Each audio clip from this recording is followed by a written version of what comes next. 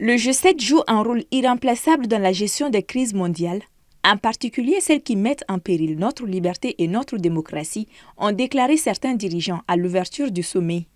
Sous présidence italienne, le groupe des 7, les États-Unis, l'Allemagne, la France, l'Italie, le Royaume-Uni, le Canada, le Japon sont en effet réunis dans le but de parvenir à un consensus sur l'utilisation des actifs russes confisqués par les Occidentaux pour aider l'Ukraine à se défendre et à se reconstruire. Plusieurs autres thématiques étaient sur table.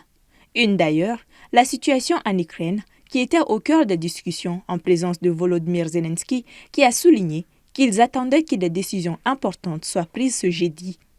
Aussi, face à la perspective d'un retour à la Maison-Blanche de l'ex-président Donald Trump et l'incertitude autour des conséquences de son élection pour l'Ukraine, les chefs d'État et de gouvernement du G7 veulent sécuriser le financement de son aide militaire.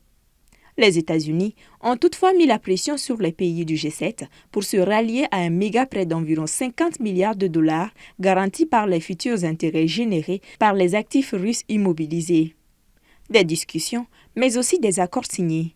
Le président Joe Biden et son homologue ukrainien Volodymyr Zelensky ont signé au cours de ce sommet d'Italie un accord bilatéral de sécurité et le premier ministre britannique Rishi Sunak a lui aussi annoncé une nouvelle aide de 242 millions de livres, soit 286 millions d'euros.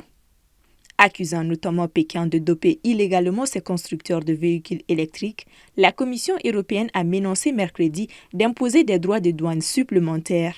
La Chine, au cours du sommet, a menacé de porter plainte auprès de l'Organisation mondiale du commerce. Selon un responsable européen, ce sommet du groupe 7 devrait servir à coordonner la stratégie du G7. Dans le cadre du sommet, le pape François, sur place en Italie, s'est entretenu avec certains dirigeants et devrait poursuivre les échanges demain vendredi, où il s'entretiendra avec une dizaine de dirigeants, dont les présidents français Emmanuel Macron, américain Joe Biden et ukrainien Volodymyr Zelensky, a annoncé jeudi le Vatican. Le sommet du G7 se clôturera samedi 15 juin 2024.